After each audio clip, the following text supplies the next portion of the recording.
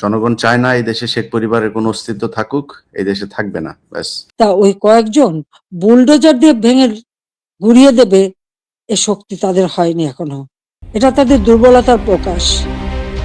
শেখ হাসিনার সাম্প্রতিক বক্তৃতা ঘিরে একদিকে যেমন সারা দেশ উত্তাল, অন্যদিকে হাসিনা সরকার পতনের অন্যতম কারিগর ইলিয়াস হোসাইন এবং পিনাকি ভট্টাচার্য লাইভে এসে হাসিনার বক্তব্য ঘিরে চাঞ্চল্যকর মন্তব্য করেছেন, যা নিয়ে সোশ্যাল মিডিয়া রীতিমতো উত্তাল। বুধবার রাত থেকেই ঢাকা সহ দেশের বিভিন্ন জায়গায় হামলার ঘটনা ঘটেই চলেছে। শেখ হাসিনার বক্তৃতাকে কেন্দ্র করে ক্ষোভ প্রকাশ করে ছাত্র জনতা প্রথমে ধানমন্ডি 32 নম্বরের ঐতিহাসিক বাড়িতে ভাঙচুর ও অগ্নিসংযোগ করে। পরে ধানমন্ডি 32 নম্বর সড়কের সুধা সদনে হামলা চালিয়ে সেটিতেও আগুন ধরিয়ে দেয়। এদিকে এসব ঘটনায় দেশবাসীকে ঈদের শুভেচ্ছা জানিয়েছেন প্রবাসী সাংবাদিক ও অনলাইন অ্যাক্টিভিস্ট ইলিয়াস হোসাইন এবং বিশিষ্ট অনলাইন অ্যাক্টিভিস্ট ও ব্লগার পিনাকি ভট্টাচার্য। সাংবাদিক ইলিয়াস হোসাইনের ইউটিউব চ্যানেলে একটি লাইভে তারা এই শুভেচ্ছা জানান।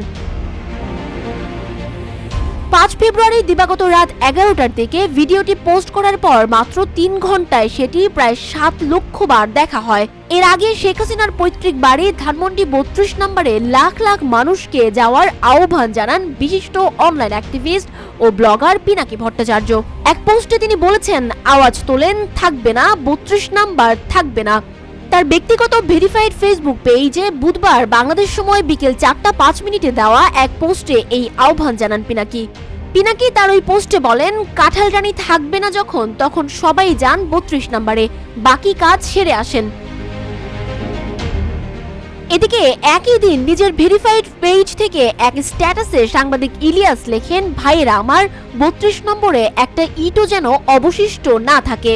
এর আগে নিষিদ্ধ ঘোষিত সংগঠন ছাত্রলীগের নেতাকর্মীদের সঙ্গে যুক্ত হয়ে ক্ষমতাচ্যুত প্রধানমন্ত্রী শেখ হাসিনা ভার্চুয়াল অধিবেশনে অংশ নেওয়ার ঘোষণা দেন।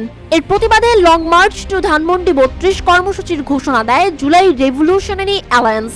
একই সঙ্গে ছাত্র জনতা আন্দোলন নামে একটি ফেসবুক পেজ থেকে একাধিক বিক্ষোভের ডাক দেওয়া হয়। গত 5 আগস্ট আওয়ামী লীগ সরকারের পতনের পর থেকে সুধা সদন সম্পূর্ণ খালি অবস্থায় ছিল। বর্তমানে বাংলাদেশে একটি অন্তর্বর্তীকালীন সরকার দায়িত্ব পালন করছে, যার নেতৃত্বে রয়েছেন নোবেল বিজয়ী অর্থনীতিবিদ ডক্টর মোহাম্মদ ইউনূস। নতুন সরকার দেশে গণতান্ত্রিক ব্যবস্থা পুনর্গঠনের চেষ্টা চালিয়ে যাচ্ছে, তবে কবে নাগাদ পরিস্থিতি ঠিক হবে তা এখনো নিশ্চিত নয়।